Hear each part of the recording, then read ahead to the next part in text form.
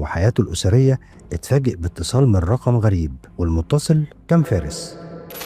وفي خلال المكالمة فارس اتكلم مع أحمد بنبرة تهديد، وقال له إنه مش هيسيبه في حاله وهينتقم منه ومن إخواته، وكمل تهديده وقال له يا ريت تخلي بالك من بيتك وابنك لأنهم في خطر. الكلام اللي سمعه أحمد خلاه يقلق، ومتخيلش إن فارس ممكن يكون بالبجاحة دي ويوصل بيه الحال إنه يهدده. وبسبب قلقه من المكالمة حكى لوالده عن تهديدات فارس ليه، فنصحه إنه يتجاهله ويركز في شغله وبس. ولما فارس لقى إن أحمد ما صدرش منه أي رد فعل ولا تنازل عن القضية، خلى أخته دينا تتصل بنوال مرات أحمد وتهددها هي كمان، وقالت لها إنهم مش هيسيبوهم في حالهم لحد ما ينتقموا من جوزها بسبب اللي عمله في فارس، وإنها تخلي بالها من جوزها وابنها. وبعد نهاية المكالمة الخوف والقلق اتملكوا من نوال، وفكرت كتير إنها تقول لأحمد أو لأهله عن اللي دينا قالته، بس تراجعت خوفا من المشاكل، لأن أكيد أحمد وإخواته مش هيسكتوا لو عرفوا بالمكالمة اللي حصلت، وإنها ممكن تكون سبب في فتح باب مشاكل اتقفلت،